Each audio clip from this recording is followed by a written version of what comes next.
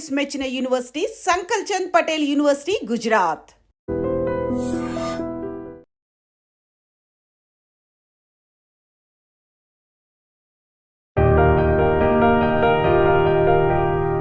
అందరికీ నమస్కారం. నేను మీ ఆయుర్వేద డాక్టర్ చిట్టిపట్ల మధుసూదన శర్మని. మనం ఈ వీడియోలో మోకాళ్ళ నొప్పుల సమస్య తగ్గేందుకు చక్కటి గృహ వైద్యం, కడుపులోకి ఎలాంటి ఔషధాన్ని వాడుకోవాలి, పైపూత మందుగా ఎలాంటి ఔషధాన్ని వాడుకోవాలి మొదలైన వివరాలు మనం ఈ వీడియోలో తెలుసుకోబోతున్నాం. ఈ రోజుల్లో మోకాళ్ళ నొప్పుల సమస్య చాలామందిని వేధించి పీడించి రకరకాల ఇబ్బందులకు గురి చేసేటువంటి ప్రధానమైనటువంటి సమస్యగా అయింది. ఈ మోకాళ్ళ నొప్పుల సమస్యకు సంబంధించి గత కొన్ని వీడియోల్లో కూడా అసలు ఈ మోకాళ్ళ నొప్పుల సమస్యలు ఎందుకు వస్తాయి, వచ్చినప్పుడు ఎలాంటి ఇబ్బందులు ఉంటాయి, వీటిని మీకే మీరు తయారు చేసుకోదగ్గ సులభమైనటువంటి చికిత్సా విధానాలతో ఆ సమస్య నుంచి ఎలా బయటపడవచ్చు మొదలు వివరాలు తెలియజేయడం జరిగింది. ఈ వీడియోలో మరొక ఫార్ములాని ఈ మోకాళ్ళ నొప్పుల సమస్య తగ్గేందుకు మనం తెలుసుకోబోతున్నాం. ఈ యొక్క సమస్య తగ్గేందుకు కావాల్సినటువంటి ఔషధం ఎలా తయారు చేసుకోవాలంటే 2 పదార్థాలతో ఔషధాన్ని తయారు చేసుకోవాలి. మొదటి పదార్థం త్రికటు చూర్ణం. బాగా నిదానంగా రాసుకోండి. త్రికటు చూర్ణం అంటే పిప్పళ్ళు, మిరియాలు, శొంఠి ఈ 3 కలిపి తయారు చేసినటువంటి పౌడర్ ఏదైతే ఉందో దాన్ని త్రికటు చూర్ణం అంటారనమాట. 3 అంటే 3, కటు అంటే కారం పదార్థాలు. ఈ 3 కారం పదార్థాలు కలిపి ఔషధాన్ని తయారు చేస్తారు కాబట్టి త్రికటు చూర్ణం అనేటువంటి పేరుతో దీన్ని పిలుస్తుంటారు. ఈ యొక్క త్రికటు చూర్ణం మనకు ఆయుర్వేద ఔషధ విక్రయశాలలో దొరుకుతుంది. అది తెచ్చుకొని ఒక 75 గ్రాములు త్రికటు చూర్ణం తీసుకోండి. అట్లే జీలకర్రను వేయించి చేసినటువంటి చూర్ణము ఒక 25 గ్రాములు తీసుకోండి.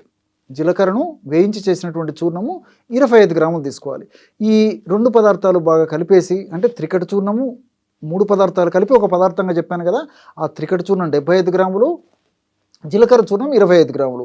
ఈ పదార్థం అంతా బాగా కలిపేసి ఒక గాజు సీసాలో నిల్వ ఉంచుకొని రోజు ఉదయం ఆహారానికి ఒక అరగంట ముందు, అట్లే రాత్రి ఆహారానికి ఒక అరగంట ముందు పూటకి 2 గ్రాములు, అంటే ఉదయం పూట 2 గ్రాముల చూర్ణము, రాత్రి పూట 2 గ్రాముల చూర్ణము తీసుకొని దాన్ని తగినంత స్వచ్ఛమైనటువంటి తేనెతో కలిపేసి తీసుకోవచ్చు. లేకపోతే 50 నుంచి 100 ml గోరువెచ్చని నీళ్ళలో కలిపి కూడా తీసుకోవచ్చు. మీకు ఎలా వీలైతే అలాగా ఈ యొక్క ఔషధాన్ని తీసుకుంటే చాలా చక్కటి ఫలితాలు కలుగుతాయి.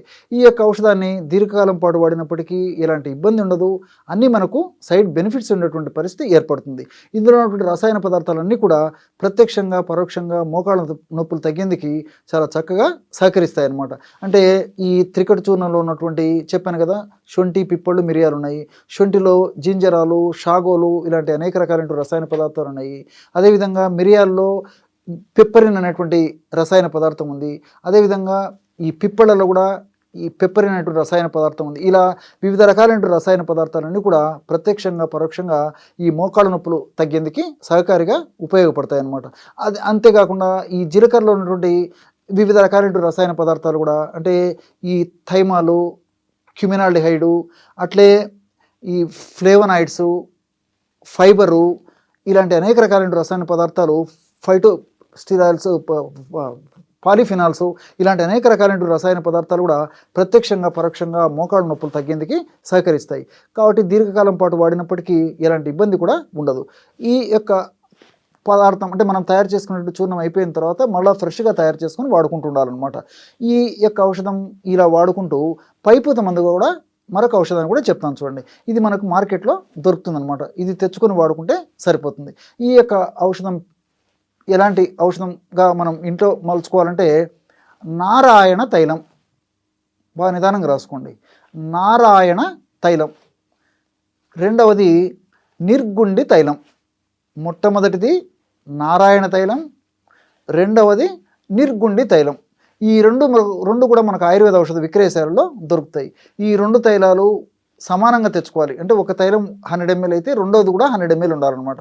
ఈ విధంగా తెచ్చుకొని ఇంట్లో ఒక పాత్రలో, ఒక గిన్నెలో 2 తైలాలు కలిపేసేయండి.